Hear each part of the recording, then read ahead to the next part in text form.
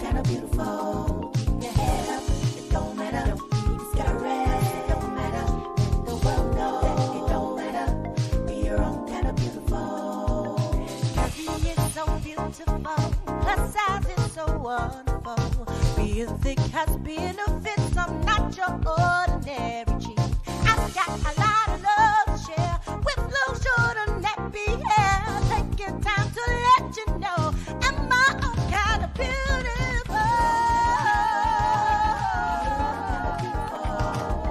Thick hips and sexy girl, don't you be ashamed. No, no, no, no, no, no.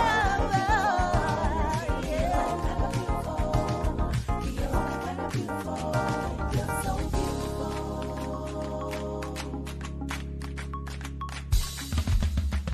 If you're plus size, it don't matter. If you got curves, it don't matter. Maybe a little thick, it don't matter. Be your own kind of beautiful.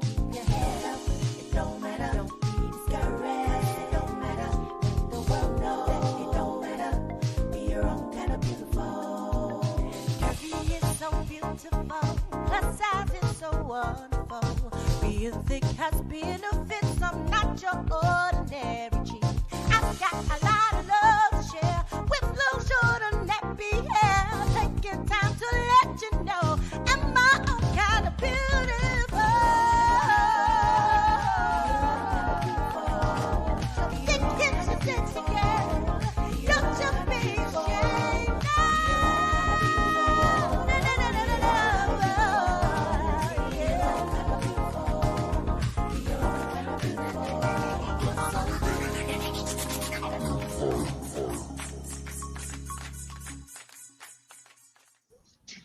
Hey everybody, this is Jamila J with Jamila J Girl Talk on Feel Good Talk, Mind, Body, Soul, and Business. How you doing, Chuck?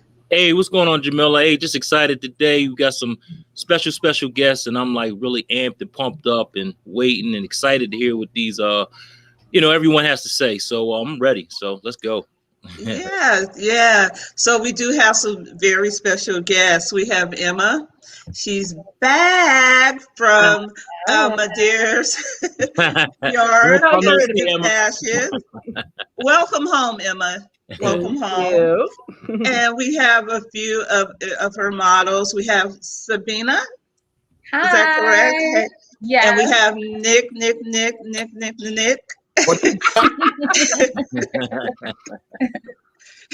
And we have Christopher. He's doing the Jamila. He's coming in and out, so he'll be back. But matter of fact, hold on, he's right here. Let me get him on. I want to do him like that. Here you go, right here. Boom. So we in and out.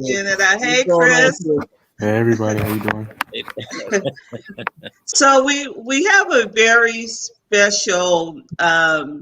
Actually, it's a show, but it's a panel. We're going to talk about modeling, and we're going to talk about mental health. And it all has a correlation, especially during this time of COVID. And, just basically, the industry is a tough business. And you got to be tough to even be in it. And so our mental health is very important. So, Chuck, before we get into introducing our panel and starting our conversation, let's do that A game, for our, does it help for mental health too? Well, we need everything. It's for your, well, we'll let them tell you what it's about. Put it like that. There you go. This is A Game, an all-natural herbal dietary supplement formulated exclusively for men. Our proprietary blend was designed with one goal in mind: to improve your overall health, rejuvenating your vitality, energy, strength, and libido. Want to be at your peak performance in everything you do? Then bring your A game. Fast-acting, long-lasting, with no side effects. Oh my God. And again, that is the A game. Is great for your vitality, energy, strength, libido. Again, this is for men only. Now, women, we have something coming out, hopefully for you eventually. But again, it's not just good for that. It's also good for your immune system. In a time like this, we have 19 natural herbs that definitely strengthens your immune system. So definitely check us out. This is the A game. Give me a call at 302-723-2836. Again, 302-723-2836 to get. I have maybe 3 samples left. So if you want to get that free sample of the A game, give me a call. You won't. Hey, believe me. Once you get this sample, you'll be giving me a call back. So, all right, back to you, Jamila.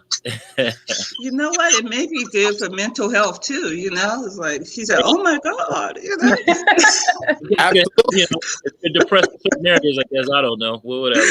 Yeah. So, it's a little serious, being serious. Usually, Chuck, we start the show and we talk about how we're, doing in this pandemic. Are you eating, taking vitamins, exercising, getting that vitamin D? But we never talked about mental health. Right. And that's where we're going today. But before we get into it, I would like to, have the panel introduce themselves. And I always ask you, your name and where were you born and where do you live right now? And let's start with Emma. All right, thank you. So my name is Emma Medeiros. I am the president of Medeiros Fashion PR, which is the first public relations firm in the U.S. to specialize in the plus-size fashion industry. I was born in Rhode Island. Yes, that is a state. No, not Long Island, like everybody says. It is a real state, believe it or not. Tiny little state up north. And I live in Jersey City right now, which is right near New York City. I can literally see the New York skyline from my apartment. Okay. And you, Nick? So I guess I'm the non-northerner up here. I am born and raised in North Carolina. Born in a small town called Burlington, North Carolina. Moved to Greensboro when I was 2, and I've been here ever since, and I haven't left for whatever reason. Wow. Well, congratulations. You're truly a homeboy. Yes. And what about you, Christian? Where were you born and where do you live now? Sure. My name is Christian Perez. I go by Bearded Chris Perez, or just Chris is totally fine. I was actually born in Queens, New York, and I lived there my entire life. And I moved to Bayonne, New Jersey this past December. Cool. So I'm in Jersey now. Jersey boy. Sabina? So my name is Sabina Michelle, and I am a plus-size model. I currently live in New York City. I just moved about 2 years ago, but I'm originally from Boston, Massachusetts, so not too far from Rhode Island. So I know that state, and I'm very familiar when I cross back and forth. Well, if you ask a Rhode Islander, it's so far to Boston, it's an hour. Literally, sometimes Rhode Islander, that's a long time. So thank you, everybody. Thank you for being here, and thank you for spending this time with us and, sharing your stories. Feel Good Talk is a form that Chuck created. It's about, feeling good, but we also want to tell our stories so we can help other people.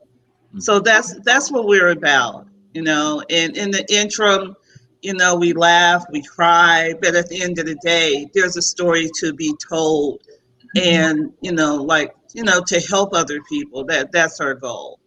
So, with that being said, Sabina, how did you get into plus size modeling? I actually did a couple of shows when I was in college, and family members, friends would be like, you should think about modeling, because I was so tall and pretty. So they were like, you should really think about modeling. And when I got out of college, I moved to DC. And from there, I really started going on castings, doing a lot of runway shows here and there. And I actually got signed to an agency because I had done a photo shoot with a photographer that my friend referred me to. And he sent them to the agency. They liked me. I went up to New York and I got a contract the same day. So it all happened like quickly, but not quickly. But Right. I'm just happy to be here and just, happy to be living in my purpose. Yeah. How tall are you and what dress size are you? So I am 5'9 3/4. I have to be Okay. specific about that because if you say 5'10 and you're not, yeah, they're gonna be like, yeah, you're not 5'10. We're knocking you down. Right. And I am a size 16 or 1X dress size. Cool. Cool. And you, Nick, how did you get into modeling? So, fun fact, I actually lucked up in the modeling. I tell people this story all the time. I went to a model call to see if I could host because I am I do a radio here in North Carolina. So I was actually going to actually try to see if I could host the event. And at the time, her name was Kia Cherie. She was like, "Hey, I think you should model." And I was like, "Me model? Yeah, right. Nobody wants to see, you know, a big black guy model like that." And I didn't know at the time. I didn't know anything about big and tall industry or nothing like that. So I was like, I walked down, and she was like, "No, you got something there." And she was like, "Just be you and just be your personality." And I guess 4 years later, I can't stop doing it. So You never I know. luckily looked up on a model call and have been doing it since. So Now, how big and tall are you, Nick? I gotta make sure I say this correct because I don't want to make sure I get it wrong. I'm 5'9", 3 something. So there we go. I can say 5'9", 3 something. There we go. 3/4. I wish I was 3/4. Okay. And Christian, how did you start modeling? It was crazy. It was 2 years ago. My friend, she has her own sort of lifestyle blog for curvy women. And, one day she was like, I was like, this is awesome. So you want to do a photo shoot? I was like, sure. So we wound up going to Dumbo, and it was like February of 2019, like 10 degrees out. And I wound up shooting like 14 looks in like 6 hours, probably caught pneumonia. I don't know. But I was like, this is cool. And I kind of just want to be more exposed to things like this. So I actually went to my first runway show as an audience member. And that was it. Like there was an opportunity where one of the vendors was giving away something, but you had to walk the runway, have like a little contest during intermission. And I did it and I won. I was like, that was it. I met a bunch of great people, supportive people who I'm still in contact with today, where they were kind of like, yo, you should do this. You should proceed with this and pursue it. And since then, I just started going on castings and basically just wherever I go, I'm going to meet and network with people. It's just, at least, I don't know, it's second nature to me. So that's sort of how I got started. And then from there on, I just did more shows, went to more castings. I got signed and all that stuff. And although I could still consider myself a rookie, it kind of like took off very, very quickly. How tall are you? I'm 6 feet tall. Okay. Cool. Chuck? Well, I started modeling. It's like, nah, I don't. Tell us your story. How tall are you? It's a long story, but like I said, lo and behold, we were definitely getting to that. But again, I think you could model, Chuck. Really, I think you could model. Yeah, I guess. Yeah. Well, I guess I tell my height and weight too. I guess. Filling our secrets here. I'm 6'2" and I'm 237. So yeah, we got to get you on the runway, Emma. We got to get him in some shows when I come back on the East Coast. It would be a lot of fun. Like rope him into it. Definitely. Yeah. But it's interesting because I hear a lot of now. Is this all affiliated as far as the men? Is it still affiliated with plus size modeling? Is it all in the same category? Is that correct? I'm gonna let Chris speak on that. Yeah. I guess for me, Chuck, it really depends who you ask. Yes, for me, that's a yes. But depending on who you talk to, there's like a billion different sort of subdivisions of plus modeling. Especially for men, they'll say big and tall. You're a titan. You're this and that.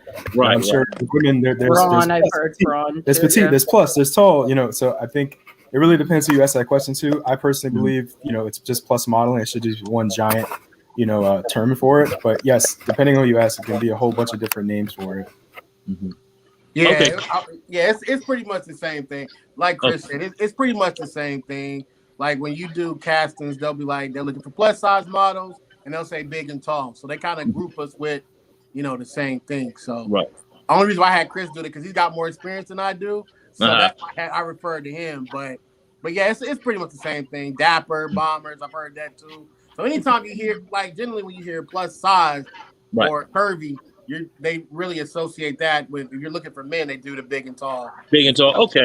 Yeah. Yeah, I didn't know how that went about. I know, like in the clothes section, they had that big and tall, whatever. But I didn't know, how that worked in the model industry. You know what I mean? So I guess I would be considered big and tall then. I guess You would. Yeah. You would. Mm-hmm. Yeah, cool. Cool. That's interesting. I just, I was just curious about that. That's all. Ashley Graham said she believes there should not be any distinction. Right. Everybody should be just models. What do you think about that, Sabina? I definitely agree with that, because at the end of the day, if you're a designer and you want to advertise your clothes or publicize your clothes, if you're a designer, I feel like you should be catering to all sizes. If you have, small sizes, big sizes, if you're, you should cater to all sizes, because women, men, we're all different shapes and sizes. You don't know what could catch our eye. And the more options you have, the more you'll sell, the more people will buy, the more your brand will become popular. Like, it will spread, like word of mouth. Like, good brands, that's how people advertise them. I find a good brand, I tell my girlfriends. If it's small sizes, I'm like, okay, let me tell the skinny girls. If it's large plus sizes, I gotta tell my plus size girls. But some stores, some brands overlap, but not all of them do. But I really think it should be inclusive. Yeah, and that's true too. And shout out to Rihanna, because she turned the whole game around as far as with the plus size model. She put everybody like in the same realm, and that was hot. So again, yeah, that's what makes the world go around. Everybody's different. Everybody's not the same. You know what I mean? Variety is the spice of life. And I think it's a market for everybody, because everybody needs clothes. I don't care if you're, 6'6" or 5'1". You need clothes. So I just feel it's very important for us as a consumer to see that outfit or that dress or that pantsuit on someone that looks like us. Exactly. Yeah, instead of I'm a size 0 and I'm hungry and I want to eat, And that's one of the movements that we're, fighting for, is runway diversity. Some brands may have plus sizes, but they don't advertise them. So how are we going to know? Exactly. Yeah. And There's something that, Jamila, as far as hungry, because I wanted to ask, the plus size models, what are the adversities you face as far as the slimmer model, they have to stay a certain weight, you know what I mean? It's like a lot of pressure with that. Now, the bigger model, do you have to worry about that as much, or is it just everything, whatever? It's pretty much the same way. I mean, it's just like everybody else. Like, if you're a big and tall model, you try to get to under 200 pounds, you're not really considered a big and tall model no more, or if you a certain weight. So it's like, you pretty much got to do the same thing. You got to maintain weight. Now, of course, we all believe in being healthy. Like, I don't think you have to be like 400 to 500 pounds and you're trying to be, you know what I'm saying, because you want to be a plus size or a big and tall model. Obviously, if you're not doing it the right way, that's not healthy. So you want to be able to be healthy, but at the same time, you do have to maintain a certain weight, because if you're not, like, if you go from being a 2X to a large, you're not going to be considered a big and tall model anymore. Right. I got you. Yeah. Yeah. So regardless of the type of model, you gotta maintain a certain amount of. You have to be healthy. But Chuck, I think too, you can't go from a 0. Today you're a 0, then tomorrow you're a 14. You got to be consistent. Right. Especially with the agent. And I don't know if any of you guys are fit models. So I am. So you gotta have to keep my measurements. If my waist gains 2 inches, if my arm gains 2 inches, my thighs, my bust, like, I have to document that. So I'm checking myself constantly, especially in this pandemic. I mean, I don't know about y'all, but it was like the freshman 15, like, sister got thicker, okay? I wasn't as active. I was home all the time. So, I got a little thicker. And I had to update my agency with my measurements, because if I go to a client and the measurements they have don't match me, that looks bad on the client, that looks bad on me, and it's going to be an unproductive day, because the garment they have is for a model of that size with those measurements. So, we try to be as accurate as possible. Yeah. Got it now. And Chris, Chris, you were going to say something? Yeah, I'm also a fit model, and it's interesting because I lost weight over the pandemic, and like a considerable amount of weight, and What were you I doing? actually just He's like, Hey, man, hold you on, ain't got to where's tell the it, Chris. just taking walks every day and eating a little bit less. That's pretty much it. But I actually had a refitting with my agency last week, and it was interesting because as a plus or a fit model, typically the most sought after sizes for fit models are, as I was instructed, was medium and double X for men. And I used to be a 2X, and now I'm about an XL. And it's unfortunate because I probably may lose out on some more opportunities with that. But I kind of, at least for me, I do want to be healthier, and that necessarily means weight wise, but just eating better. And it's just so happened I lost some inches on my waist and my thigh and my bicep, and again, I jumped into this just sort of not expecting anything, so I'm kind of just happy with whatever comes my way.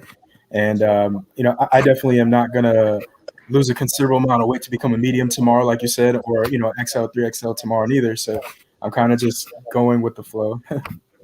Yeah. Okay, speaking of the pandemic, that pretty much put a stop on all auditions and Fashion Week and any opportunities that we may have had, in this industry. And I don't know, Chris, you're very fortunate that you lost weight, but a lot of people gained that pandemic, what they call a pandemic 30, plus. So you were very fortunate. I think the one good thing with the pandemic is that we had to cook. And so I think Yes. maybe that maybe, helped, make us a little healthier. But how are you guys dealing with the shutdown, not being able to to do what you love? And I see everybody has a passion. You're very passionate about this business. What about you, Nick? How has that pandemic affected you career-wise, health-wise, and emotionally? Like Chris, I lost a lot of weight during the pandemic as well. So, Wow. How'd you do it? What were you doing? Well, I'll be honest, because it also goes into the mental health aspect as well. I was going through like a breakup, and so because I was going through a breakup, I couldn't go to the gym. I just started like going on hikes and walks, and then I wasn't eating, so I just started dropping the weight. And then it was like, as you lose weight, your stomach gets smaller. So it's like now you can't really eat as much. So now because of that, I kind of like started going more plant-based and things of that nature. So that's how you kept it off. But to answer your question about the passion, I think you just got to find other things to motivate you. Like I know for me, because of the pandemic, I haven't been on the radio. So I haven't been on the radio. I haven't been able to been doing the radio. I haven't been able to model. So I'm like, well, what can I do different? So one of the things I did was I bought a microphone, bought a mixer. I'm gonna start doing podcasts in next month. Yeah. So that gives me the opportunity to do certain things. So I would say for me personally, that's what I've done to like find another passion. I think one of the things my therapist said is, okay, what can you do to circumvent other stuff? So you start writing, you start finding other passions that you can do, so that when you come back, you're able to add different layers to that. So that I would say that's for me. And how was your mental health? When the pandemic first started, it was pretty bad. And then we'll go over that a little bit later. But now I'm good. Like I'm really in a good place. Everything's good. I started picking up certain things. Like I go hug trees now and walk around barefooted, and I tell people I love them all the time. So they're like, this is not the same person we met a year ago. But that's where I'm at. Like that's where, the pandemic has kind of helped. I'm eating plant-based for the most part. You change your lifestyle and things like that. So I still go to therapy twice a month. So hey, it's pretty good. So the pandemic really made you pause and kind of just, they call it pivoting when you have to manifest different things in your life. But it seems like it was a good thing in the end. Oh, right now. Yeah. Absolutely. Yeah. What about you, Sabina? How has the whole pandemic affected you, emotionally, physically, and your career wise? So, starting with career wise, I had gotten signed to the agency in 2018, but I was unable to move to New York. And they were basically like, if you can't move to New York, we'll start working with you when you move. Like, we can't do anything for you long distance. And I was living in DC at the time. So I finally was able to move to New York in November 2019. And slowly but surely, I started getting gigs and I started getting bookings and more frequent bookings from some repeat clients. And I was still working, other jobs to kind of make ends meet. And then by like about the middle end of February, that's when the pandemic hit, that's when quarantine hit, that's when like the world just stopped. And I never thought I was going to be affected by the pandemic with the modeling, but I think it affected the fashion industry so much because a lot of the fabrics and designs are made in China, or the fabrics come from China, that designers were not, they were like, we're not dealing with that, basically. Yes. So it's like, if you're not producing clothing, then you don't need to be advertising clothing. So pretty much like I had a couple big bookings in the first week or second week of February, and then it just stopped. It was just dry. And I was like, I just started to get into a rhythm. Like, I just started living my dream, and it's been ripped out from in front of me. And I kind of was like still working my other odd jobs to put things together, make ends meet.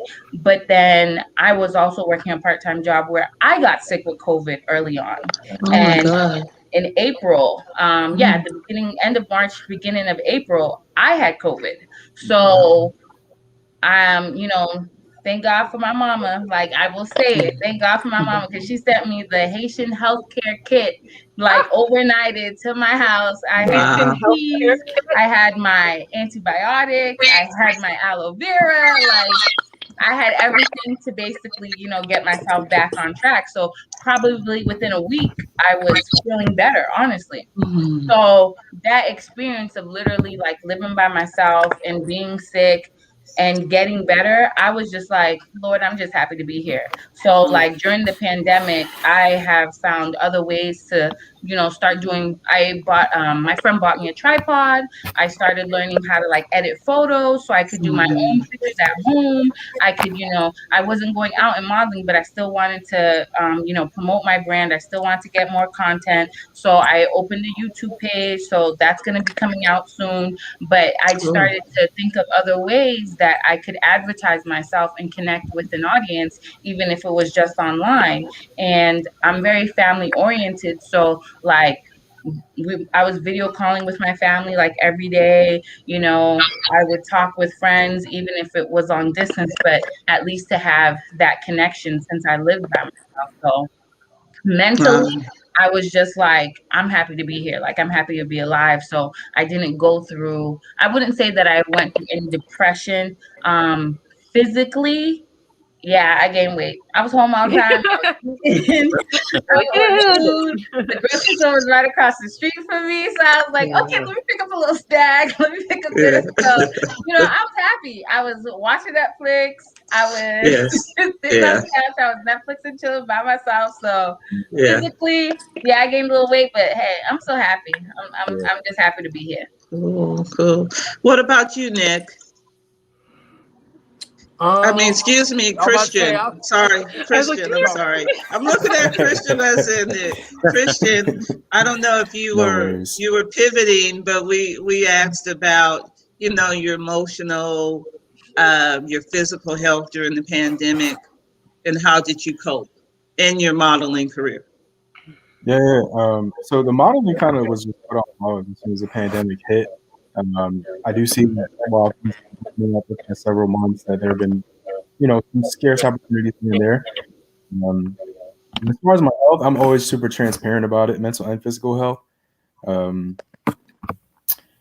When it first hit, I was having crazy anxiety. I think because I was sick in March of last year, and I went to like an urgent care, and they wouldn't test me because at that point they were short of tests and stuff like that. So they weren't just testing everyone. They're like, you're not high risk, yada yada. So you'll probably have COVID, but we're not going to, test you for it. Just go home and do the quarantine thing.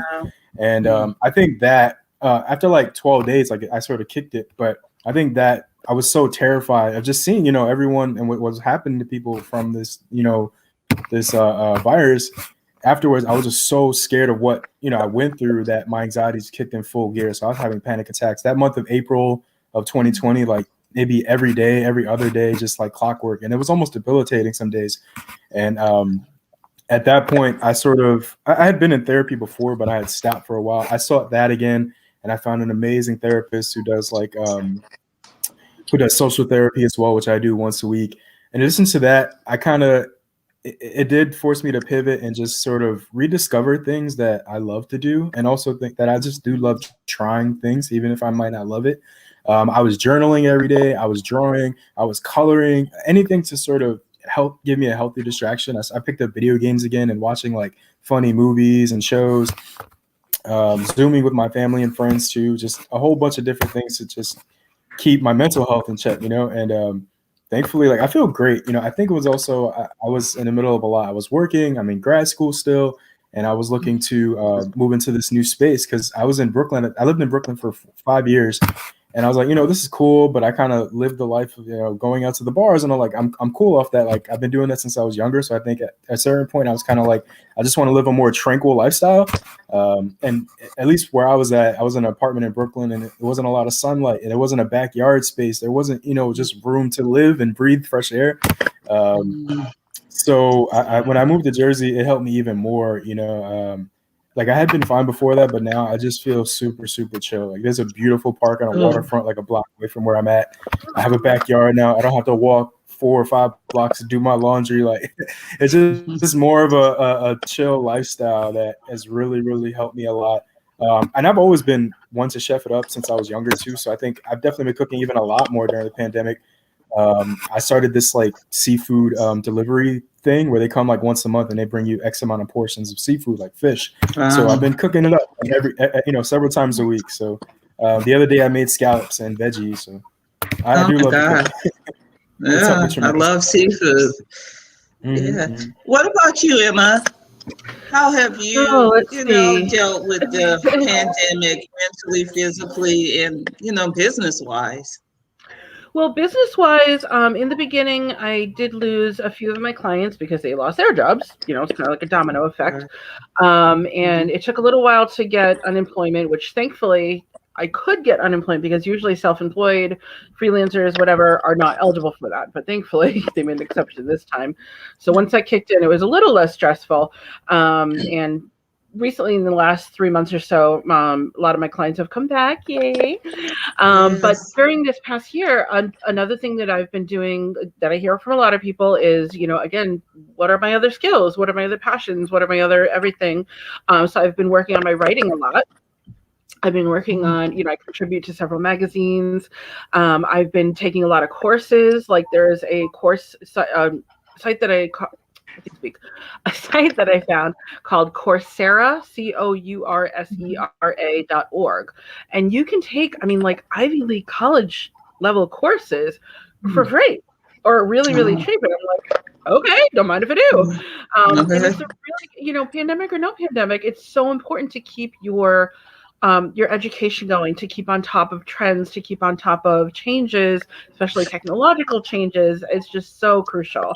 So, I've that's really been driven home this time. So that's how I've been coping with that.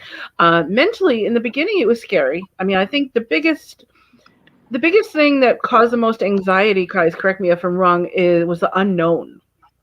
We didn't know about this virus. We didn't, this is completely new to us. The coronavirus has been around before, but this particular strain. So, with all sorts of misinformation out there, some people, it was almost hard to listen to the news because you didn't know what to believe. Yeah. You did not know what to believe about this virus. Like, is it going to kill everybody on Earth? Is it going to this and that? Oh, no, it's a hoax. Oh, no, it's a this and that. It was just so, there was just so much misinformation and unknown quality. That was the hardest part, I think, in the beginning. I did put on a little bit of weight, I'm not gonna lie.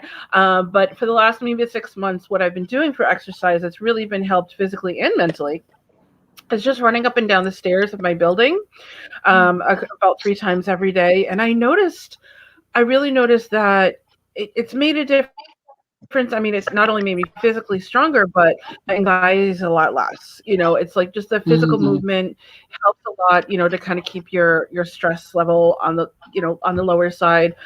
Recently I had a loss and I was out of town for a few days for the funeral. So I couldn't do my exercises, and I noticed a difference. I really did. I noticed a difference not only in physically, but mentally as well.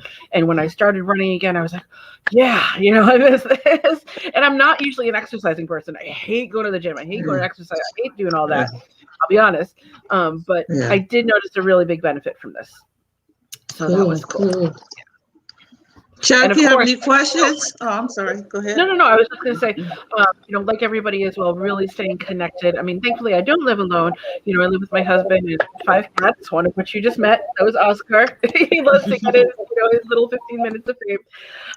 But, that really, really helps to stay connected with at least the people that you live with, if you live with someone. So I pray a lot for the people that do live alone.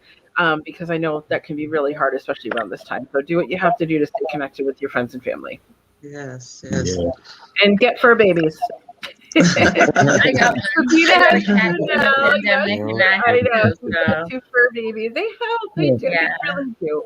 I mean, just the act of petting a cat or a dog has literally scientifically been shown to lower blood pressure, to reduce anxiety and everything. So that, that's not just me, the crazy cat lady, talking. That's actually scientific evidence, believe it or not. So highly recommend it.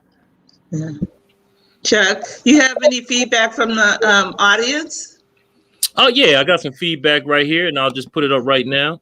We got a few comments here. We got I'm gonna read all of them since we got about 7 of them here. So we got Trisha Campbell. She says interesting topic. She's talking about the topic today. So thanks for tuning in, Trisha. We appreciate that. And she says so true. Michelle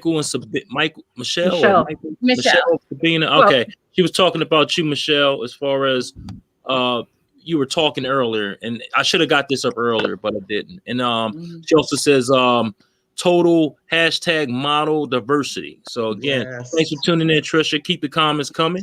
Kendra says, hi, fam. There's nothing sexier than a well-dressed, big and tall man. I agree with that. You can ask everybody. And Trina Hearn says, finding your calm is important. She was talking about, when the journey. He done went off that Nick had, and he hugged the trees, and was talking all that. And Izzy meditates. What's going on, Izzy? She says, hello, everyone. And Trina also says, talking about it helps. So thanks for the comments. We definitely appreciate them. Keep them coming.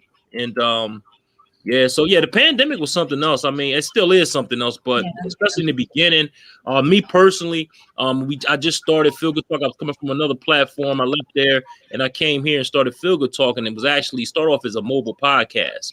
So when it started off as a mobile podcast, we ended up getting shot down because of, not shot down, but we ended up losing a lot of business because of that, because of the pandemic. So we couldn't, go, different areas. We couldn't go out. We couldn't talk. We couldn't do anything. So we were just shut down. So it actually, came to this where, we're doing more so on like Zoom. We had Zoom at first. Now we have, StreamYard. So it was great because it actually helped, because I met a lot of great people through this, like that I would have never met if I had did it the mobile way. So again, I met Jamila through the pandemic. I met the whole blessing in disguise here.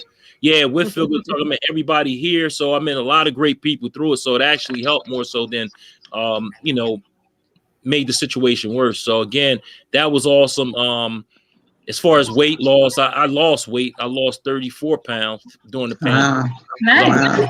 Working out. I've never been big, but I've always had muscle mass. So I had to come down. So I came down from 262 all the way down to 228. Nice. So I did that in a matter of months. So it was maybe to about August. And then I was at my ideal weight in August, and I've only gained around maybe 9 pounds, if that, 6 to 9 pounds throughout the week. So that's great. And it'll come right off because I've still been running and doing whatever. I just been eating differently. So that's the only difference. So again, it's been great to me. I mean, of course, as far as work is concerned, I'm essential. So I work with the electric company here in Delaware. So I've never, we're always out there. So we never got affected by the pandemic. So yeah, I'm grateful for that. Yeah. And but other than that, I mean, it's been awesome. And like I said, it's been hard on some families, don't get me wrong. And God bless everybody out there that lost loved ones and stuff like that, because I lost people that I knew and it was close to too. So it is real, because we were also questioning whether or not it was real. You know what I mean? Yeah. So people, they didn't bother. They didn't bother, get us in the house. Right. It's real. So again, getting that immune system together and taking care of yourself was definitely important to me, and that's what I was focusing on. So actually, it's a habit now. So I've always been athletic, but again, I'm just always working out and always running, doing what I got to do to keep in shape. So, but that's it over here. I mean, nothing too much, but just a little something. Have you guys noticed that the ladies gain weight and the men lost weight? I was like, let's see, men, lose. Yeah, what's up with that? I don't know emoji. What is that? Here's a theory. A theory, at least. Maybe men before the pandemic ate out more than women. So maybe more right? junk food, like or maybe more like they're eating at home more, versus the women.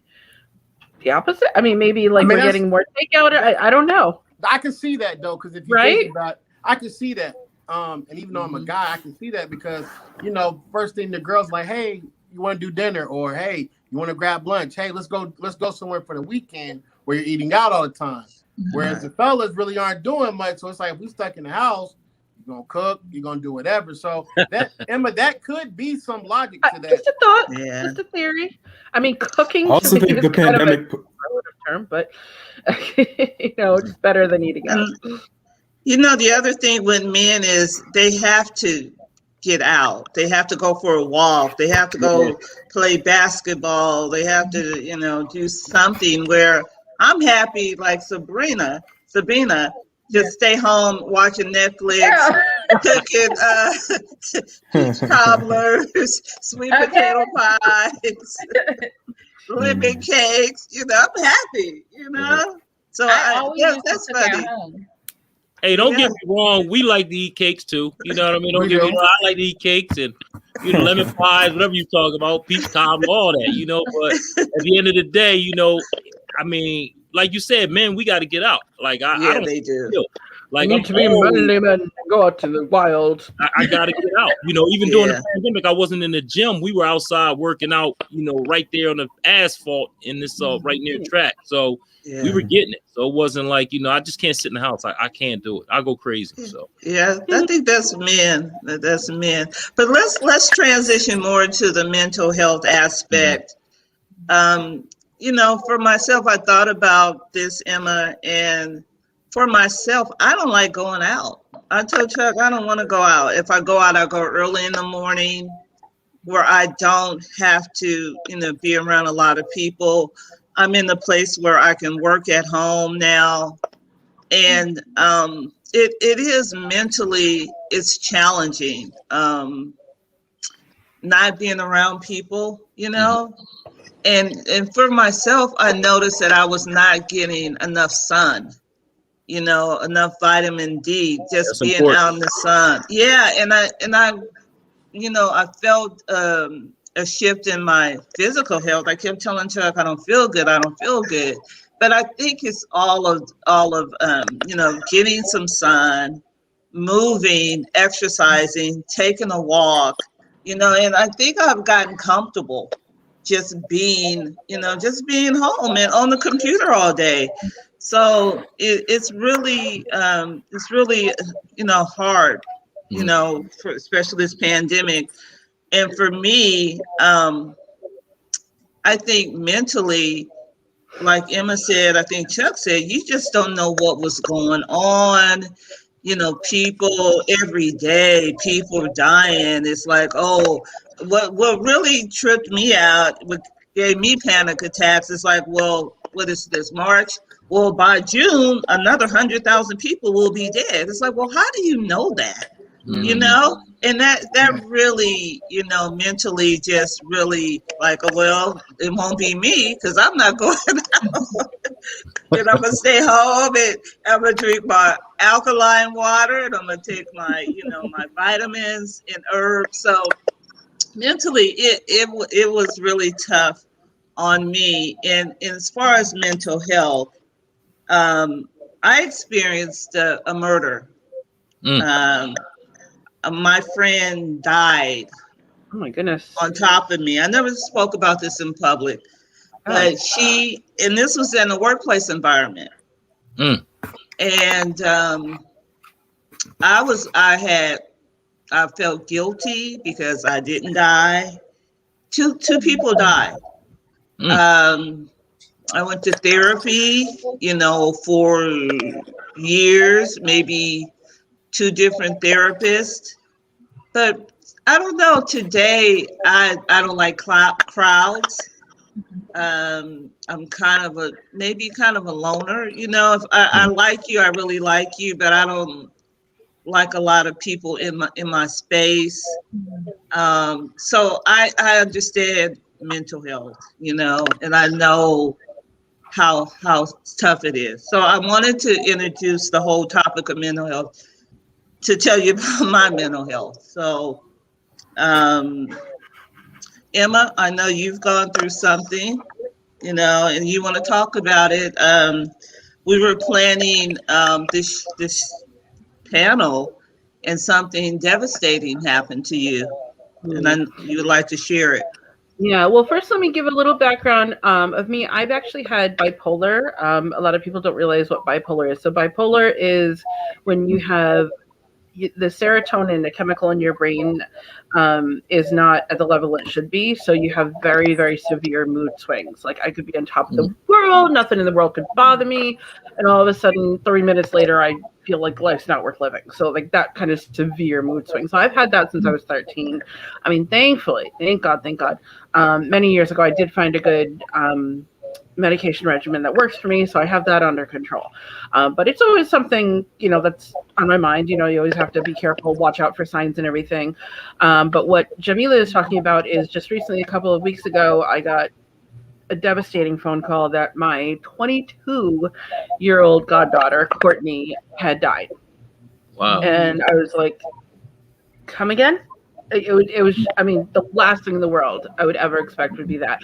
And not only was it devastating for me and obviously your family and everything, the reason why I wanted to talk about it now is because she, my goddaughter, had been struggling with depression herself. And she died from an accidental drug overdose. We do know that it wasn't suicide because I actually talked to her a few hours before she died. She asked, like, hey, when can I come and visit and everything? So she, you know, I'm sure that it wasn't suicide. But either way, she wanted to self-medicate to feel better, and she didn't know what she was doing. She had only done drugs, I think, like once before. She was alone, and she was very tiny, very slim. Like, she didn't take a lot to knock her out. Yeah. And I want to talk about that because, you know, so many of us like self-medicate with either alcohol, drugs, or anything like that, and just think, oh, you know, just once, it'll be okay. Just that one time. Really, that one time, you know, what could she have done differently? Pick up the phone and called me back, you know, talk to your brother, talk to somebody, you know, whatever. There's always another option. There's always another option. Even if it's 3 a.m, there's like National Suicide Hotline or anything like that. I mean, again, this isn't suicide, but in general, you know, depression and mental health and everything, they can help with that. It's so important to not only think about yourself, your own mental health, but remember when you're doing these things, when you're feeling these ways, think about others in your life. What would they be like if you were gone? You know, whether intentionally or accidentally, other people will be affected. Like her brother was her best friend. He, you know, the first thing he said when he found out the news was, I'm alone now. I mean, my heart just broke. So I think it's really important, you know, any kind of mental health discussion is about you, like your mental health and everything, but it's also really important to talk about others in your life that would be affected by your mental health, or your being there and you're not being there. It's like we have to kind of get outside of our own heads, because it can be very, even if we don't mean it to be, we can start to feel sorry for ourselves. We can start to be like, poor me, even if we don't, it's completely subconscious, but we have to really think hard about the others that would be affected by certain decisions that we would make. So How did she self-medicate? Did she take them? If she took some, I don't even know what kind of drugs it was, but she didn't know what she was doing. She just like, oh, let me take some. She didn't know how much.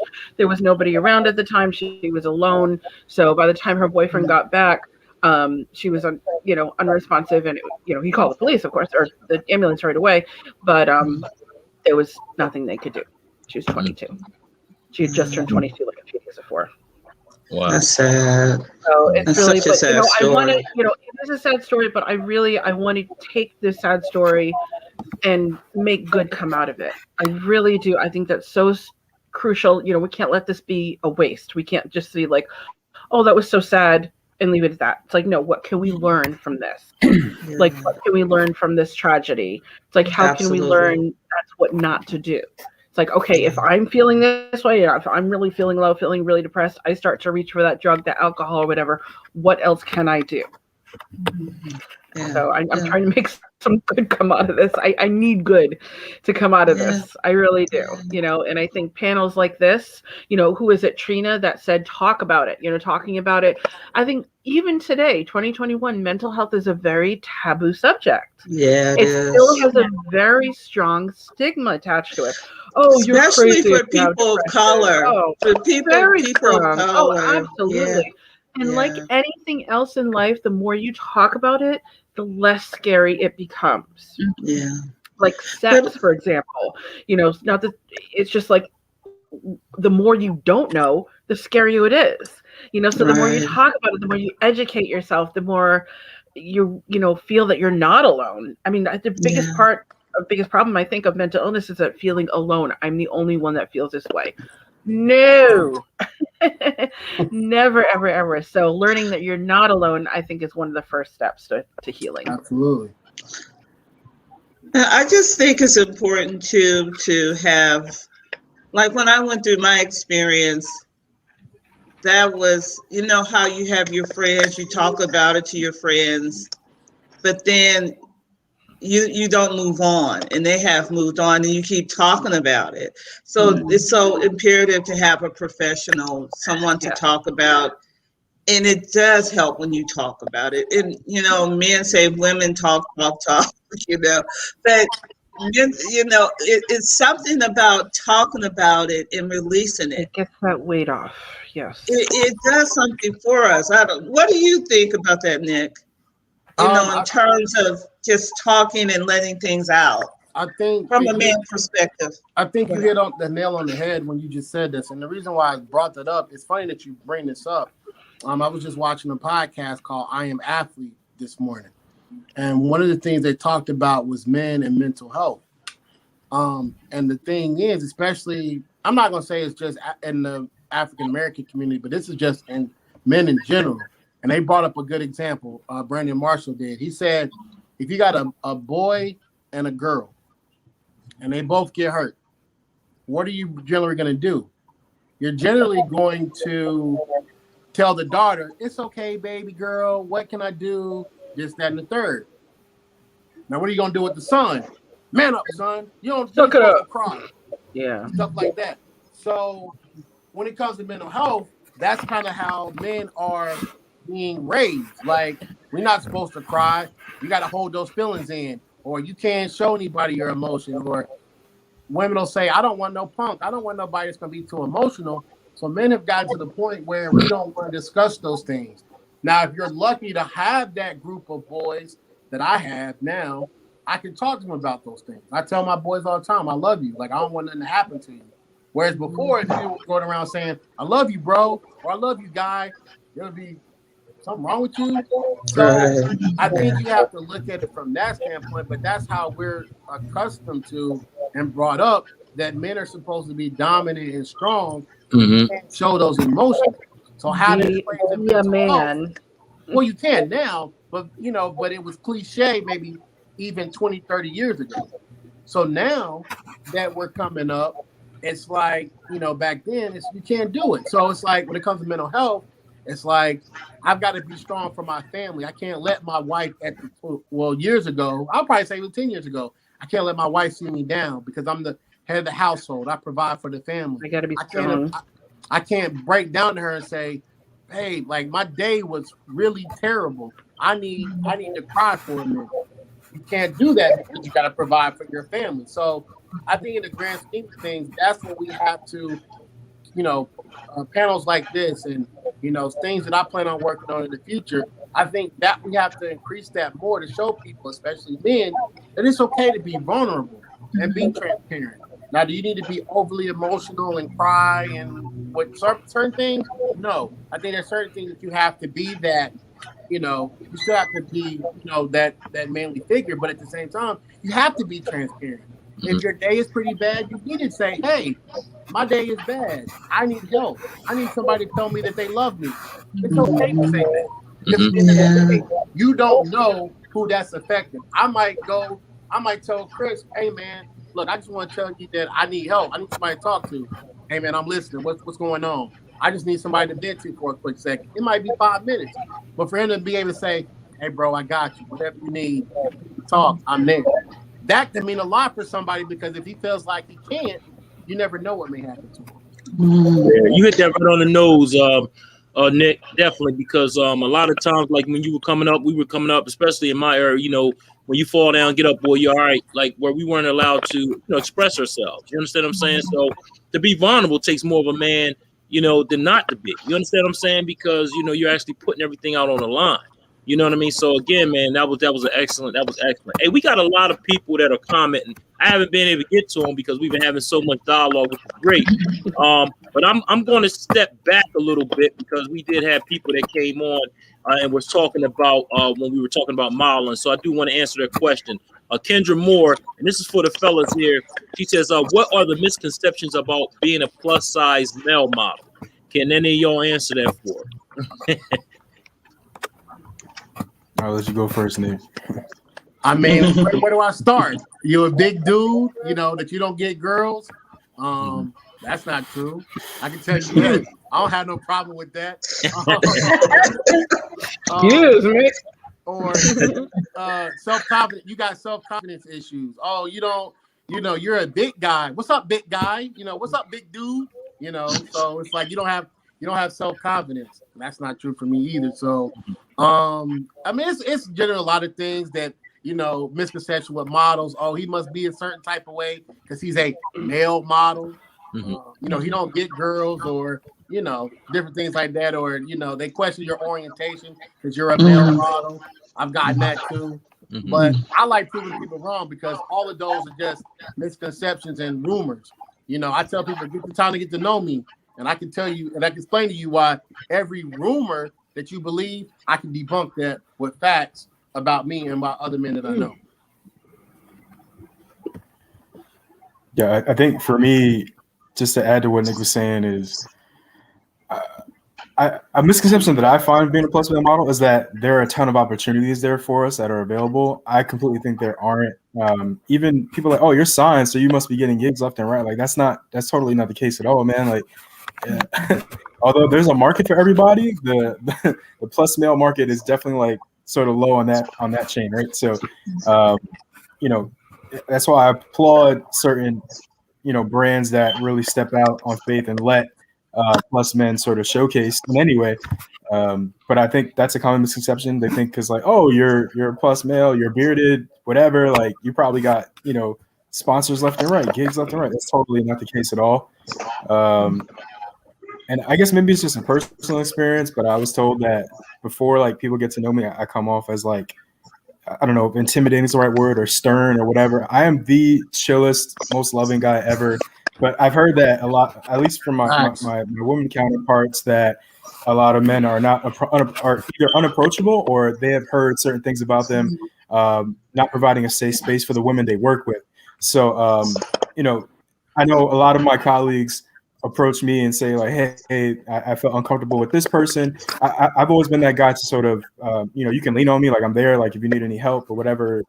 I think that the misconception is that men are unapproachable. We are, but I do know that some men in this industry make it hard for others like myself by, doing things that are not cool to other, models, or just even making them feel uncomfortable. Good question.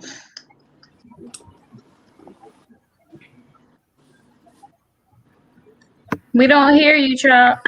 We don't hear you.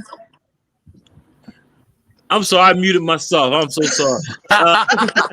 You usually mute me. I know. Izzy says, during the beginning of the pandemic, I was in shock. My school closed and yoga studio in which I work. I was able to reinvent myself through Facebook. Feel Good Talk. However, there are times I feel the heaviness of not seeing my family and friends. I use meditation and journaling to help. I also try to get outside with nature as much as possible. Yes, thank you, Izzy, for that comment. We definitely appreciate it. We're gonna go right down to the next one here. This is Aaron. He says, "Hey, Lady Jamila." And he did my theme song. Okay, what's going on, Aaron? Yeah, thank you, Aaron. Yeah. And Colette says, "My son died of an overdose. Very sad. It will never be the same. Don't self-medicate. Get help." It happened. So I didn't realize before this how common that is. Yeah. Mm-hmm. Really, how it's so easy to overdose. Like people just think like, oh, just smoke it or snort it. It's like, no, there are different amounts and different yeah. Mm-hmm. Wow. Much love, she also says, "Share your story. We need to talk about it." That is so. Yes. Again, talking. Mm-hmm. And Trisha says, "So true. This has to be talked about. Depression is no joke." Yeah. Yes, indeed. Right. And Kendra Moore says, "I believe couples should be equally yoked so the man can express vulnerability without judgment and full support." That is definitely true. I agree. And I mean, I think it's becoming more acceptable now than it used to be. There. Before it wasn't. Now it's starting to become more acceptable.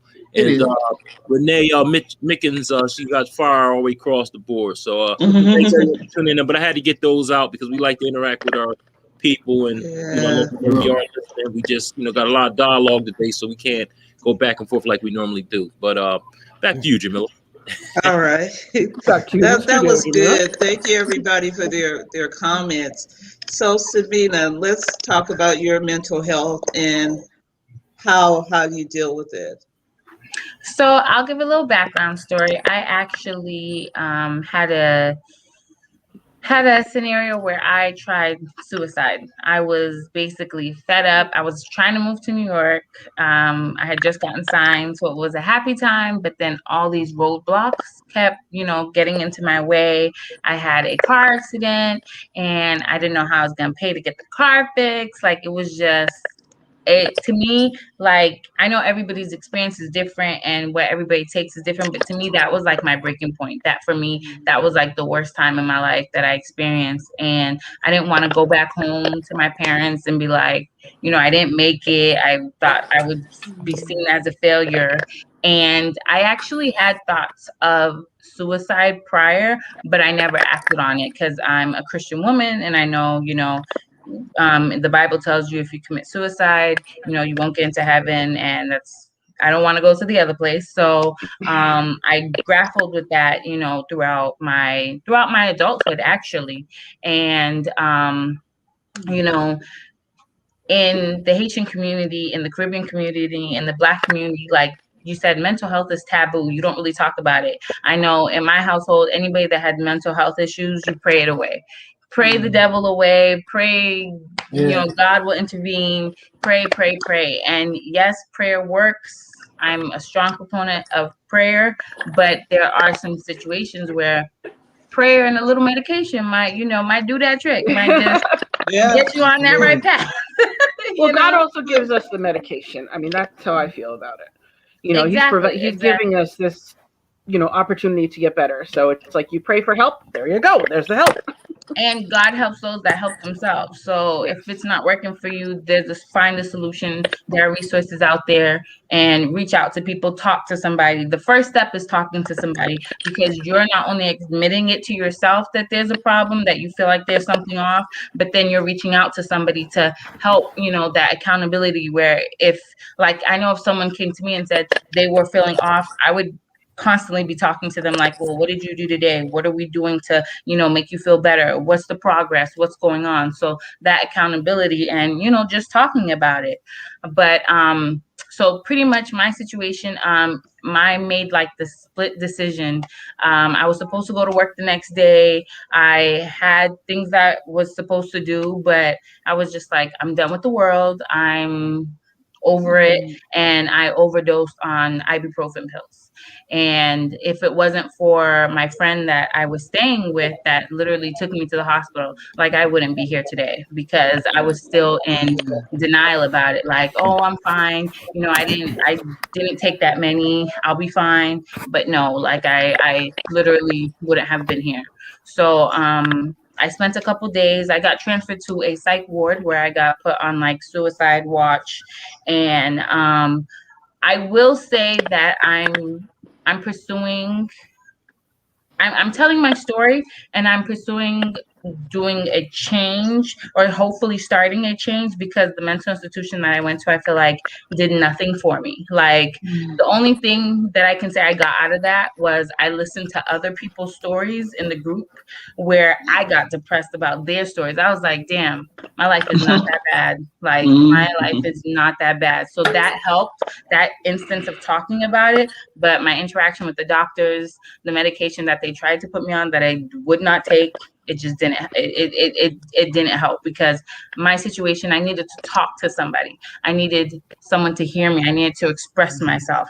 So that's why, I'm always pushing, like we said, talk about it, talk about it, talk about it, express yourself. It's cleansing when you talk about it. It's venting. Like, you literally feel that weight taken off of you. So after I got released, I moved back home. I started going to therapy. I found other ways to kind of like cope and get myself out of my depressing mood. So like, I listen to music a lot more. The apartment that I'm in now, like, natural sunlight comes in. Like, I don't even have to put the lights on in my apartment. Like, I get a lot of natural lighting, and I started working on myself. I started improving.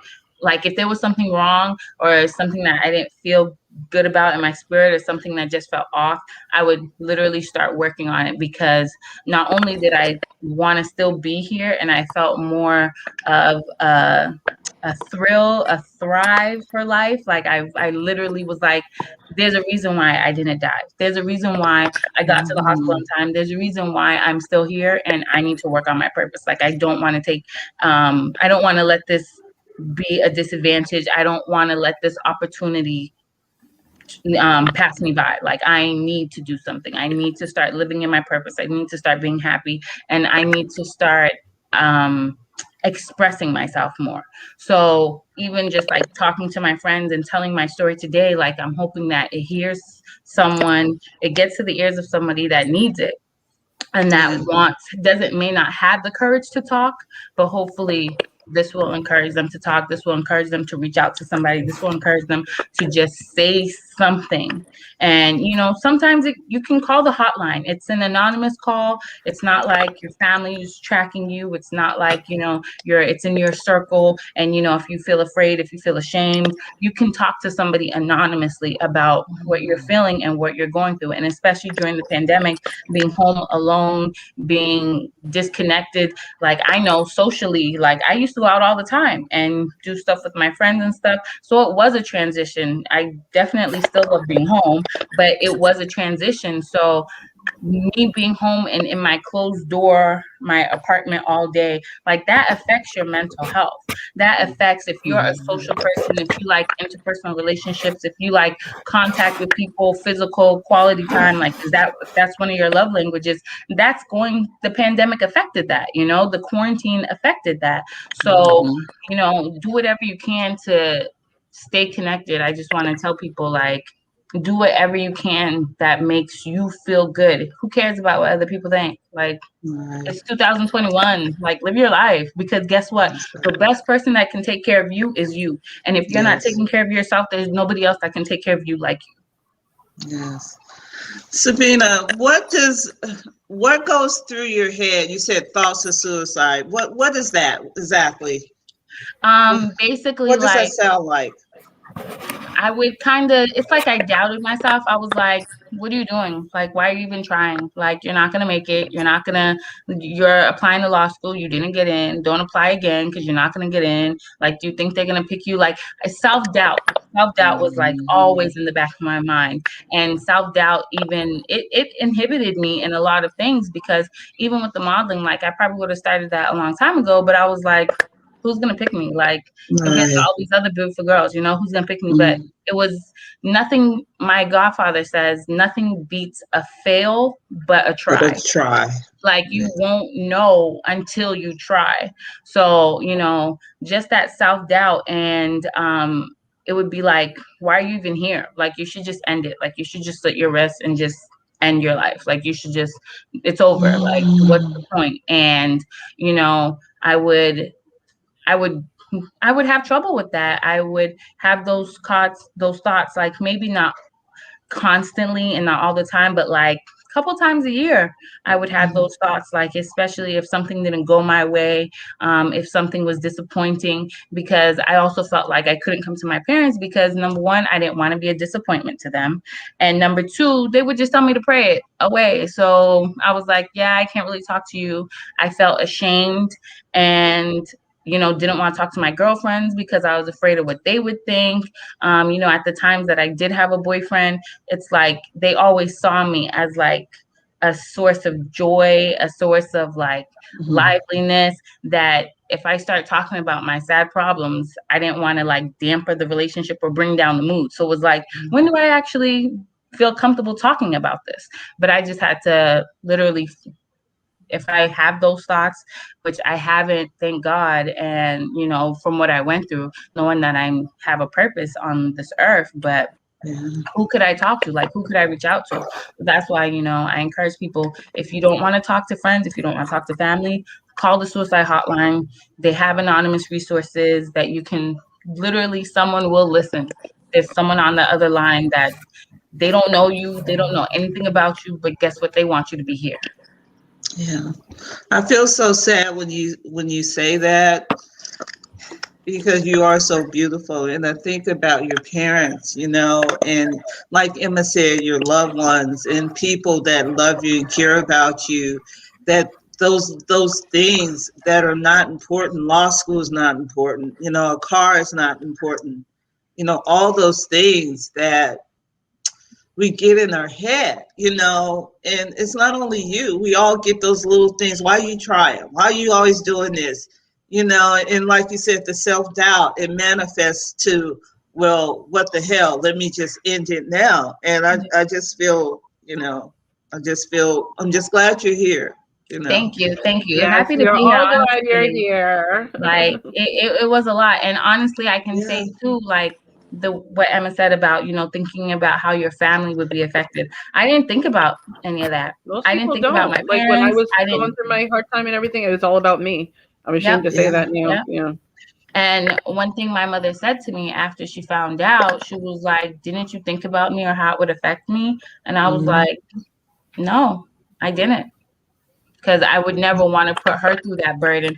But also, too, I have to say, like, I couldn't base my emotions on somebody else's emotions. I couldn't base where I was in my life based on how somebody else was going to feel, even though I know it would have affected them. But so it's like a balance. You have to think about yourself, and you have to think about the people around you, and just find the courage to want to be here. Yeah. Thank you for sharing that. Deep. Oh my goodness, deep thoughts here. No, it's true though. Yeah. There's always, even if you have someone has like no family or anything like that, there's always one person, at least one person, who's going to miss you when you die. Yeah. I mean, let's really, can we just kind of put that? A lot of people are like, oh, I don't have a lot of family, or I don't have any family. Some people truly don't. There's got to be one person that will miss you when you die. Even if it's a neighbor in the building. I truly don't think there's a single person on this planet that will not have at least one person miss them when they die. Yeah. And you don't realize the lives you touched, on a day-to-day basis. Just a kind word, people come on here and they say, oh, you did this and that for me. And I was like, really? Did I? But you just don't know how you affect other people, You sometimes you will never know. Maybe too. We all do. Every one of us. And I want to make one other point. Coming from a model perspective, people all used to say to me, like, say I went and I was upset about something, or I was out and I had a mean mug on my face. People would be like, oh, or guys typically trying to play that field. But they'd be like, oh, you're too pretty to, be mad. You're too pretty to not smile. And it's like, you don't know me. Like, you don't know what I'm going through. So it's like, as a model, me have my emotions. Exactly. As a model, we're always seen to be, we're supposed to always be happy, always be joyful. Like, you're a model, like, you be a role model. Like, your life must be so perfect. We're humans just like everybody else. Like, we go through life cycles just like everybody else. Like, making you pretty, there may be some small advantages, but we're human beings just like everybody else. I think with modeling and acting, we have more rejection. We have more rejection than anybody. All we need is one yes. But it may take you 5 years or 10 years to get to that one yes. Absolutely. So it's a pretty tough business. Yeah, So people can't change everything. Yeah, people can't take rejection. So, that's hard for them, so, I commend everybody on here, because I know, like you said, you got about, so many no's versus that one yes, you know what I mean? But you just got to toughen that skin up and just take the bumps and the bruises and go along with the punches, roll with the punches. So, again, I commend y'all for that, you know what I mean? But press through. I appreciate everybody's story here. Definitely touching, and it's wow, it's amazing. And thanks for being transparent, because a lot of times telling your story is very, very hard. So I appreciate everybody here telling their story. So thank you for that. Therapy. So I was wondering, Nick or Christian, do you guys have a mental health story you'd like to share? Oh yeah, I got one. Just last year, I thought about committing suicide. This was like in, I want to say November, December. I had just got a promotion, and I was going through some emotional stuff, and I didn't overdose or anything like that, but I went on Facebook and told people exactly what I was going to do. So it went from, it was a whirlwind. Like, I was just thinking of, I'm just going to go in here and just talk about it and just put it out there as almost like a cry for attention. But what happened was, people were contacting my mom, people were contacting my aunt that knew her. One of my friends said, I'm not getting off the phone with you till you get safe. I had people that were coming to my house. Like, they were talking about coming to my house. My mom was getting upset because she didn't know anything that was going on. Like, at the time I was living with my mom, and I'm typing this out on my phone and not saying anything.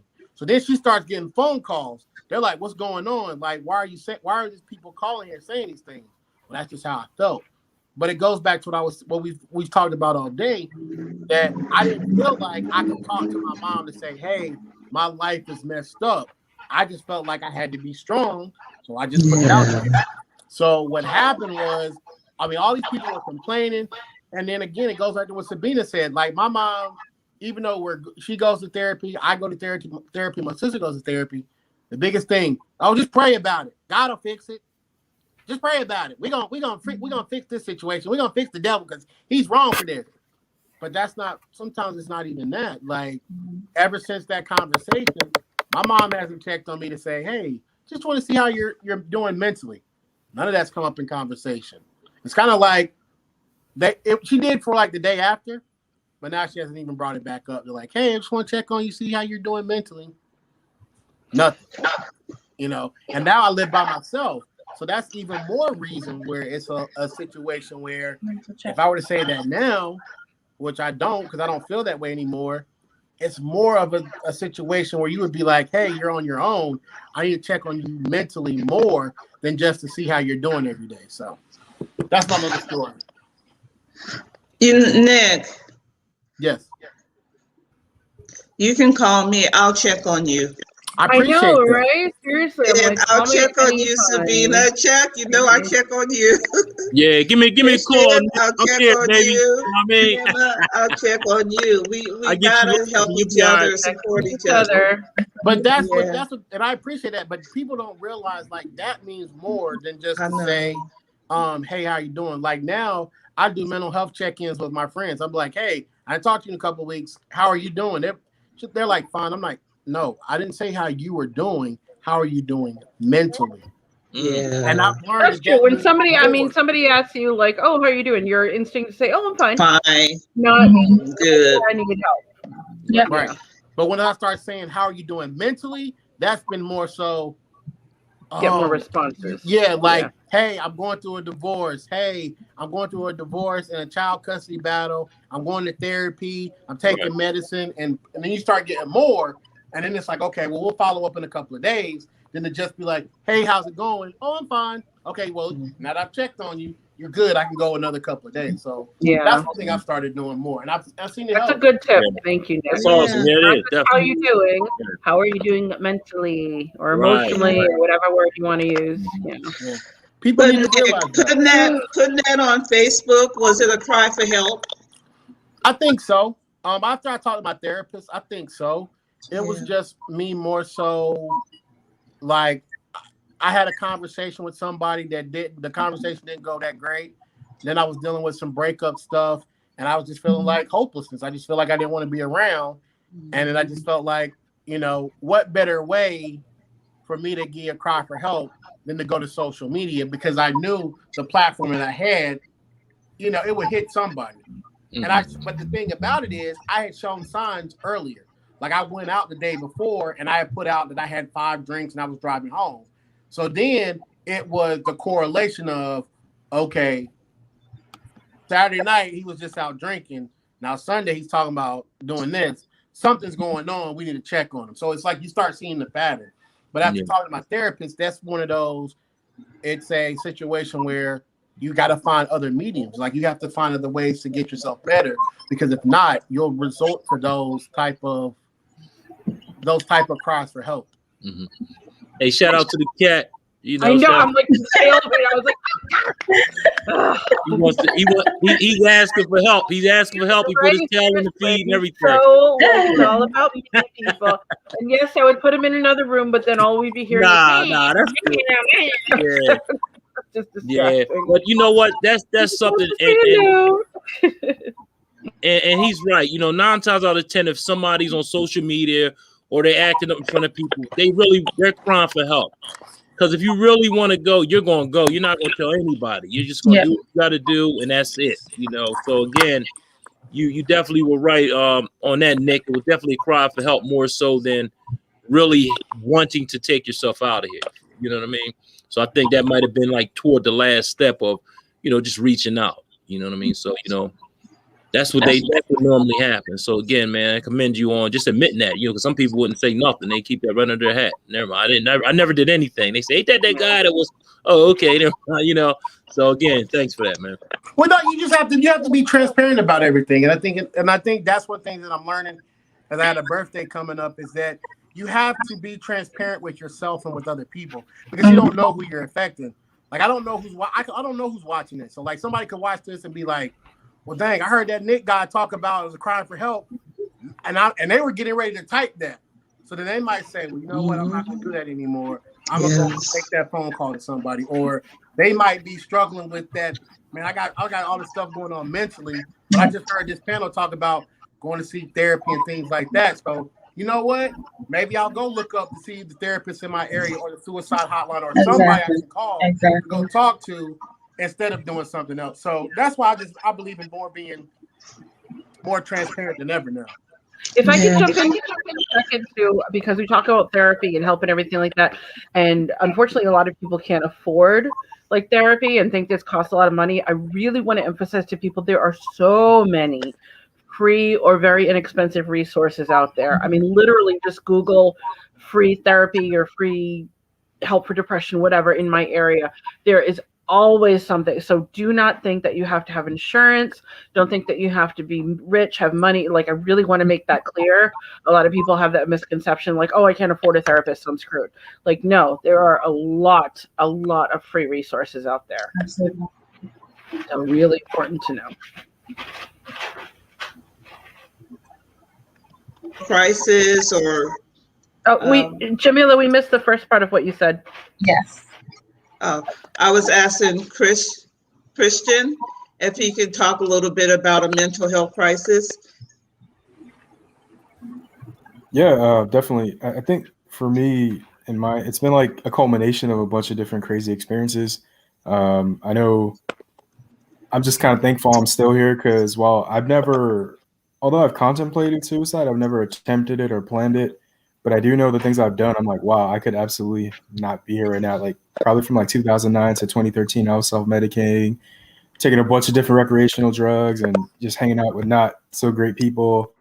And then I think my real like major trauma was I call him my brother, but one of my closest friends that I grew up with, he passed away in 2016, and it was super sudden. He was 25 years old, and it really impacted me a lot. I think I didn't really talk about it for like a few years. I kind of was just, as people say, in this dark space. I was just going through the motions of life. I was going to work, I was coming home, and I wasn't doing anything else. I was watching TV at home. That's it. I was just so withdrawn from life that it just wasn't really in a good space physically and mentally. And it took me a long time just to even be vulnerable about that. Because people say, what happened? I would tell them, yeah, my brother passed away. And that was it. I wouldn't go into anything. I wouldn't go into how I was feeling, how it impacted me. And I think, as Nick alluded to earlier, that's all about that being grown up to sort of just, man up and just take it and roll with it. But what they don't, at least what I wasn't really taught growing up, was how to deal with emotions like that. So I think once I stopped self-medicating and once I started going through real life problems, I was just sort of stuck. And I think that's where all the anxiety come from, because I didn't know how to deal with it. I didn't know how to handle it or approach it in any way. But it took me like several years just to even come to terms with my brother's death. It sucked for him because not only was he young, but he had a crazy life, and he was in prison for a while. Then he came home and he had a daughter. I just saw him turning into this amazing young man. He's always been a great guy, but just turning to this positive dude, going in a great direction. And all of a sudden, like, he passed away like that. It was a motorcycle accident. It was super sudden and it was terrible. And that sort of, I think, kickstarted a lot of my anxiety and all my sort of resentment for life and all these things. That was my major trauma. And even to this day, I still talk about him randomly if I'm at a bar or something like that. I don't know. But just learning how to cope with it and come to terms with it, and learn that it's all right to miss people, and it's all right to be vulnerable about missing those people. You don't necessarily have to just sort of, like, my thing is, like, I think one of my major flaws is I really, really try to embody that protector persona. And that's how I was just growing up. That's just how I always was. I was protective of my friends, my family, this and that. And at a certain point, you become so drained that you don't take care of yourself. And that's when you really just start going through some bad stuff. I think it got to a point after my brother's death where I truly didn't want to live, but I was so withdrawn and tired of life that I didn't even contemplate anything else. I was kind of just like, I'm just here. Like, I'm just in a shell of myself. But I do love that I endured that, because those sort of, I consider, traumatic experiences help to shape who I am today, and also really, really help with my resilience. I think that's one of my major, just the great things about me is I'm going to get through whatever it is, however long it takes, whatever route it takes. Even this past year during the pandemic, I know Nick was saying, especially for men, and especially for men of color, there aren't a lot of outlets for us to just be vulnerable and to vent and to talk and to be honest and open. So I created like a men's group where I had a handful of fellas who were all in the modeling industry, just sort of meet like once a week and just to sort of, chop it up and talk about life and the industry and whatever it is, just even if you need to just talk or vent. I thought that was a great space, and I'm a huge advocate of therapy, whether it's one-on-one, whether it's social, whatever works for you is totally fine. And I know a lot of folks, and me included, make the mistake of just sort of, once you find someone, because finding a therapist is really hard and it's an arduous process. And a lot of mistakes a lot of folks make is you stick with that one person that will see you, that will take you on as a client. But as the patient, it's your right to pick and choose who you want to discuss your life with and your issues and your goals and all these things. So I'm a huge proponent, advocate of therapy as long as it works for you. I think another major misconception I find in the world, but particularly in the culture of people of color, is that we're super opposed to medication. And I know growing up, I was the one who's like, I don't want to take this and that. I'll drink tea. You always like drink ginger ale, eat some saltines, and you'll be okay. But that's not how life works. You know what I mean? Like, especially with mental health. Like I'm prescribed alprazolam, which is sort of like a generic Xanax. And although I don't really take it, I haven't taken it in about a year and a half since my last like major panic attack. But I'm okay with taking it if I need to. But I'm also an advocate of, whatever route works for you. I think a lot of folks just need to not be opposed to medication, as long as you understand that it can be a last resort for you.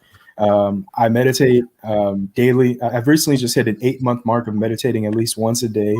I think consistent meditation and having a routine can really, really be helpful to folks.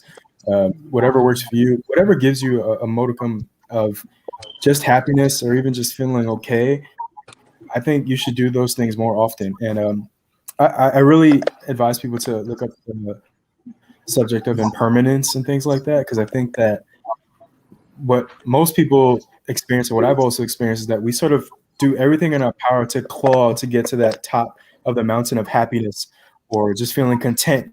You know what I mean? But even happiness is impermanent, just like sadness is impermanent. So I think that folks should stop focusing on, oh man, I'm going through this tough time. This is the worst. I'm going to focus on this for X amount of days or months. And they should also not believe that, happiness is going to last every single second for every single day of your life. So I think that's really important to embrace life as it comes at you, whether you perceive it to be negative or positive or whatever the case may be. I think it's really important to just embrace everything and realize that the emotions you're going through, they're all impermanent and it's a part of life. So I know I ranted a bit there, but I've become really, really passionate about just advocating for mental health now. So yeah. I appreciate forums like this a whole lot. Yeah. This has been amazing. We've gone, over, our time is about up. Chuck, I don't know if there's anything you want to say. And I just want to let each panelist have a closing word, but go ahead first, Chuck. Now, I would just like to say thank you for everyone that came on and telling their story, being transparent about the story. Like I said, it takes a lot of courage, a lot of heart to do that. So I definitely appreciate it. And, I'm glad to see everybody is doing great. So, keep doing what you're doing, stay focused and positive. And if you ever need anyone to talk to, I'm here. You can look me up on Feel Good Talk, and I give you all my information before we get out of here. Well, once we get out of here on the other side. So we'll talk. Yeah. All right. Yeah, this has been amazing, Emma. I want to thank you for bringing this together. I really didn't have any expectation. This was our first time doing a panel, but I knew it was so necessary. And the thing I want to say is that trauma is a part of our lives. And for people of color, for Black people, we came to this continent in trauma. Our neighborhoods are full of trauma. Our jobs are full of trauma. So this is just a perfect outlet to talk and to share ideas, good information, good feedback. It was just great. And I thank you, Emma, for putting this together. You're welcome. And I just want to, start with Sabina, if you want to have a final word in terms of if, people need help or where they can reach out to you, whatever you want to say. That's your, Absolutely. I tell my story as encouragement, as inspiration for those that feel ashamed, feel jilted, feel shaded, and that don't want to aren't ready to express themselves. That's why I tell my story. So if there's anybody that feels like they, need someone to talk to, I'm available. I will totally listen, help you get the resources you need. Like Emma said, there's resources out there. Just take that first step. Like, who cares what people think? Like, you need to make yourself happy. You need to take care of yourself. Like, nobody else is going to take care of you like you can take care of you. So just take that first step. Like, don't be afraid. We all go through it. Literally, we all go through it. And Chuck, I'm going to put a list of resources as soon as this show is over. Suicide prevention hotline, mental health resources. So it'll be on our pages. Okay. Nick, what's your final word? Just, invest in I call it invest in your mental wealth. Like I said, if you can't afford therapy, just, go for a walk, journal, talk to a friend, hug yourself. You can't do all of that. Go hug a tree. Trust me, it's really great. Go walk outside barefooted. I'm going to hug a tree today. I promise. Yeah, I'm telling you, hug a tree or walk outside barefooted. It's weird how it sounds but at the end of the day, like bare feet gets you deeply rooted with the earth and it makes you feel different. One thing also I learned.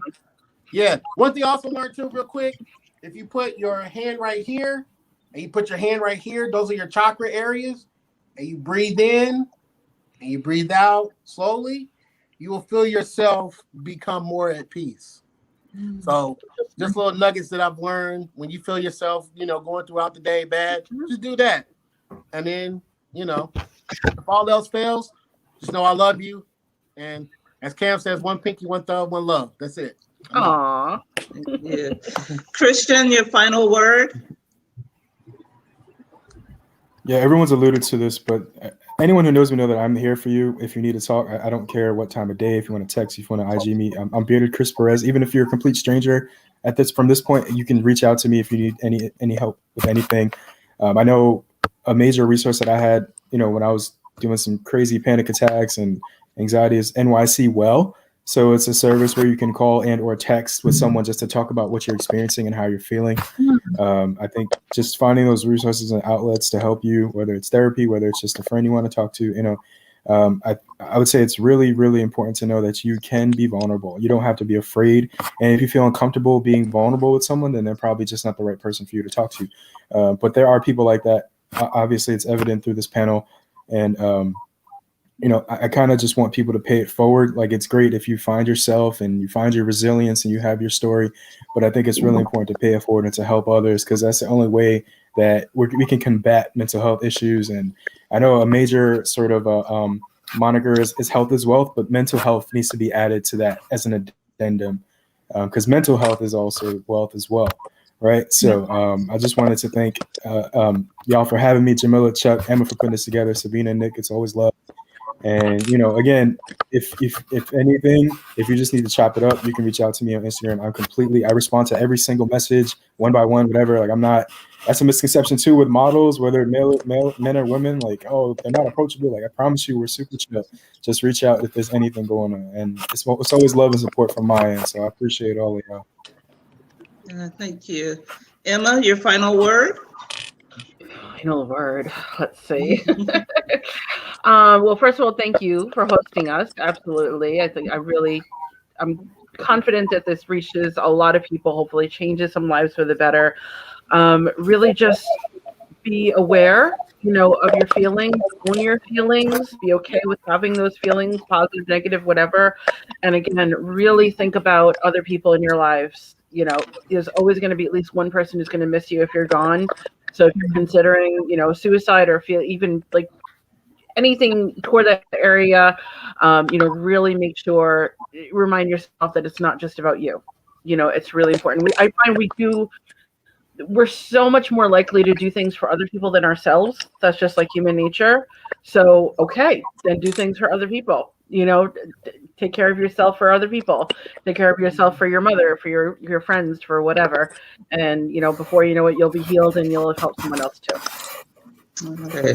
Thank you so much. Thank you, everyone. Everybody. Thank you. Thank you for everyone that tuned in as well. Thank you for having us. Hey, bye, everyone. Hey, listen, don't hang up. We're gonna go in the back for a second. When I said the other side, I meant the other, not the other side, but when we hang up, we're gonna all still be here. Just don't hang up just yet. But Jamila, I guess you can end the show. This is your show, so you go ahead and end it. You know. Well, you know how we do. So, you guys, if you haven't seen the show, we're going to count 1, 2, 3, and we're all going to say, oops. So, Chuck, that's what we Wait, do. I'm sorry. Okay? Say what? Say what? 1, 2, 3, and peace. That's what we gonna say, bro. Peace. Okay, Go ahead, Jamila. You go ahead. You do it. You ready? Oh, you want me to do it? Yeah, you. Hey, it's you. It's all you. All right, come on, ready. Yep. 1, 2, 3. Peace.